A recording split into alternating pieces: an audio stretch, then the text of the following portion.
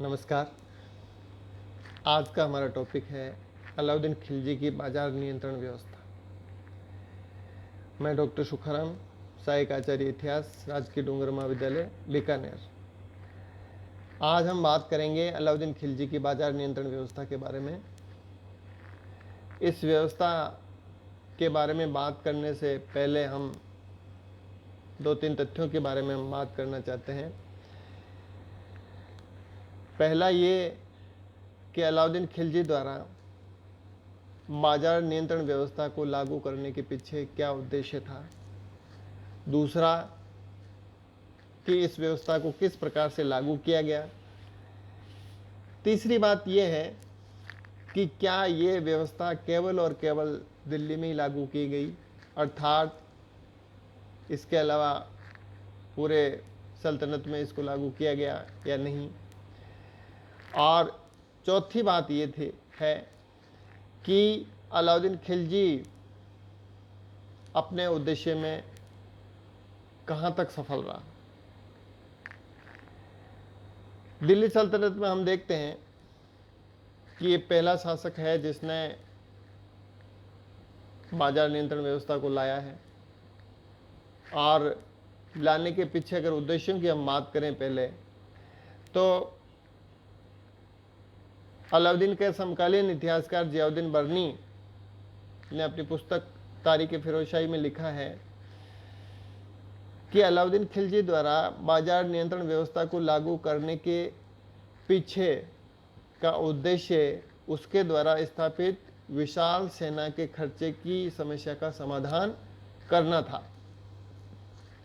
लेकिन इसी का एक समकालीन इतिहासकार शेख नसीरुद्दीन देहलवी ने अपनी पुस्तक खैरुल मजलिस में लिखा है कि अलाउद्दीन की बाजार नियंत्रण व्यवस्था को लागू करने के पीछे का उद्देश्य आम जनता को लाभ पहुंचाना था, न कि विशाल सेना के खर्चे की समस्या का समाधान करना। लेकिन दूसरे इतिहासकार, जिसमें प्रोफेसर के.एस. लाल इत्यादि हैं, जिन्होंने खिलजी वंश का इतिहास लिखा है,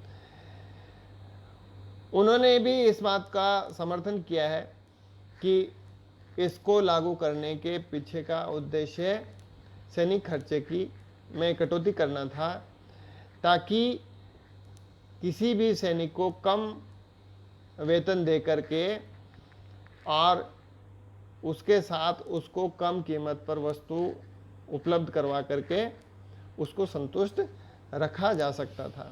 इसलिए इस व्यवस्था को लागू किया गया था। इस प्रणाली को केवल दिल्ली में ही लागू किया गया था, इसके एविडेंस हमें जियाउद्दीन बर्नी और प्रोफेसर के.एस. लाल द्वारा दिए जाते हैं।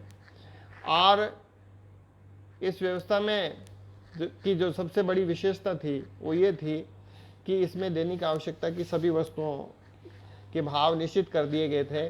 तारीख फिरोजशाही में हमें कुछ भावों की सूची मिलती है, विस्तृत एक सूची मिलती है, और उन भावों में हम देखते हैं कि किस प्रकार से हम खाद्यान्नों के भावों की हम बात करें तो गेहूँ 7.5 जितल प्रतिमन के भाव से, जौ के भाव 4 जितल प्रतिमन, चना 5 जितल प्रतिमन, चावल 5 जितल प्रतिमन, शक्कर 1.25 जितल प्रति शेर, उड़द 5 जितल प्रतिमन, मोठ 3 जितल प्रतिमन और सरसों का तेल 1 जितल प्रति 3 शेर मिलता था। हम देख रहे हैं कि भावों को काफ़ी कुछ नियंत्रित किया गया है, अर्थात उनकी दरें निश्चित कर दी गई हैं। दूसरी बात इसमें यह की गई कि इसमें हर वस्तु का अलग बाजार बना दिया गया था। जैसे मुख्य रूप से, मोटे रूप से हम देखें तो 3 बड़े बाजार बनाए गए। एक अनाज का बाजार जिसको अनाज मंडी, दूसरा कपड़े का बाजार जिसमें विभिन्न प्रकार के कपड़े मिलते थे, और ये सराय अदल नामक इमारत में चलता था ये बाजार, इसलिए इसका दूसरा नाम सराय अदल भी के नाम से भी इसको जाना जाता है। और तीसरा बाजार था दासों, घोड़ों और अन्य पशुओं का बाजार। हम देख रहे हैं कि दासों का क्रय विक्रय इस काल में बड़े पैमाने पर होता था। तो दास, घोड़े और अन्य पशु इन तीनों के लिए अलग से बाजार था। अनाज की भावों के बारे में हम चर्चा कर चुके हैं। कपड़े के भी भाव निश्चित थे, लेकिन कपड़ा, एक साधारण कपड़ा और एक विलायती कपड़ा, रेशमी कपड़ा, मलमली कपड़ा जो काफ़ी महंगा होता था, उन महंगे कपड़े को खरीदने के लिए किसी भी व्यक्ति को दीवाने रियासत से एक परमिट लेना पड़ता था, तभी उस व्यक्ति को वो कपड़ा मिल पाता था। दासों, घोड़ों और पशुओं की हम बात करें तो अच्छी किस्म का घोड़ा 100 से 120 टंके में मिल जाता था। दूसरे दर्जे का घोड़ा 80 से 90 टंके के लगभग मिलता। गाय का मूल्य 3 से 4 टंका, भैंस 10 से 12 टंका, लड़की की कीमत 20 से 40 टंका, लड़के की 7 से 8 टंका।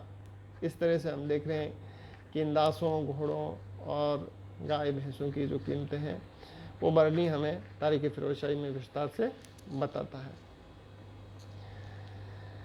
दीवान रियासत का जो अधिकारी है, इस विभाग का गठन अलाउद्दीन द्वारा किया गया था, जिसे मलिक याकूब दीवान रियासत बनाया गया था।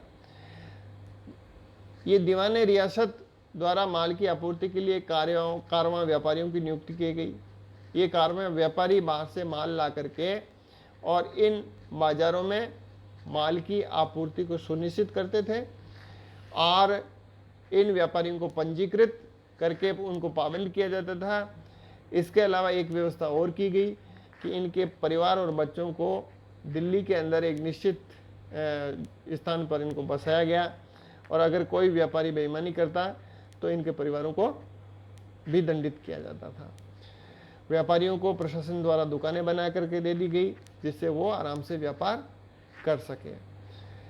बाजार नियंत्रण व्यवस्था में कुछ अधिकारियों की हम बात करते हैं तो सबसे बड़ा अधिकारी दीवान रियासत, जिस पर मलिक याकूब को नियुक्त किया गया था, ये मुख्य बाजार नियंत्रक अधिकारी होता था, जो पूरी बाजार नियंत्रण व्यवस्था का मुख्य हेड होता था। दूसरा अधिकारी शहना ए मंडी होता था, जो प्रत्येक बाजार का एक शहना होता था। अनाज मंडी में मलिक कबूल को नियुक्त किया गया था। ये बड़ा खूंखार व्यक्ति माना जाता था, जो कहते हैं कि व्यापारियों को दंडित करने के लिए जब घोड़े पे निकलता और कोई भी व्यापारी अगर बेईमानी करता, पाया या पकड़ा जाता है, तो सामूहिक रूप से उसको चाबुक मारे जाते थे। ये बाजार का अधीक्षक होता था, प्रत्येक शहना होता था, हर बाजार का अपना एक शहना होता था।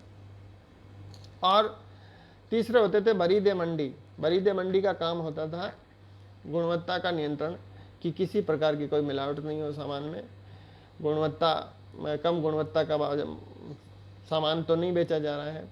और चौथा और सबसे छोटे जो अधिकारी होते थे, इनको खुफिया पुलिस, जिनको मनिहान कहा गया है, ये खुफिया तौर पे सुल्तान को सीधी सूचनाएं दिया करते थे, और ये किसी भी इन अधिकारियों के अधीनस्थ नहीं होकर के सीधे सुल्तान के प्रति जिम्मेदार होते थे। इसके अलावा सुल्तान द्वारा कुछ व्यवस्थाएं और की जाती थी कि वो कुछ पैसे दे करके बच्चों को बाज़ार में भेज करके कुछ सामान मंगवाता था, और कोई व्यापारी अगर बेईमानी करता, कम तोलता या कम गुणवत्ता का सामान देता था तो उसको निश्चित रूप से दंडित किया जाता था। अब हम बात करें कुछ प्रभावों की, तो प्रभाव ये हुआ कि दिल्ली का व्यापार और वाणिज्य लगभग समाप्त हो गया। अब कोई भी व्यापारी बाहर से आकर के निश्चित दर पे कोई अपना व्यापार या कोई भी वस्तुएं नहीं बेचना चाहता था, और इस तरह से बाहरी व्यापार जो था वो लगभग समाप्त हो गया, या हम कहें कि दिल्ली का जो व्यापार वाणिज्य था उसका वो पतन की अवस्था में चला गया। दूसरा प्रभाव ये हुआ कि दोआब के किसानों को आर्थिक नुकसान हुआ, क्योंकि उनको अपना अनाज निश्चित मूल्य पर इन कारवां व्यापारियों को बेचना पड़ता था। वो बाहर बाजार में नहीं बेच सकते थे, और दर भी निश्चित होती थी, इसलिए इनको कोई किसी तरह का फ़ायदा नहीं था, एक बाध्यता थी बेचना। तो इस प्रकार हम देखते हैं कि व्यापार वाणिज्य की क्षति हुई है और किसानों को व्यापक नुकसान होता है। लेकिन अलाउद्दीन जिस उद्देश्य को लेकर के ये व्यवस्था लेके आया, और उस व्यवस्था में ये सफल रहा है अपने उद्देश्य में, और अपनी विशाल सेना को रखने और अपने साम्राज्य विस्तार के साथ साथ अपने साम्राज्य की रक्षा करने में भी सफल हुआ। अतः हम कह सकते हैं कि अलाउद्दीन खिलजी ने एक नई व्यवस्था को लागू किया, उसको ठीक ढंग से क्रियान्वित भी किया, लेकिन उसकी मृत्यु के साथ ही ये व्यवस्था भी समाप्त हो गई। आगे के उनके उत्तराधिकारियों द्वारा इस व्यवस्था को आगे कंटिन्यू या निरंतरता नहीं प्रदान कर पाए, अतः अलाउद्दीन के साथ ही ये व्यवस्था समाप्त हो गई। Thank you.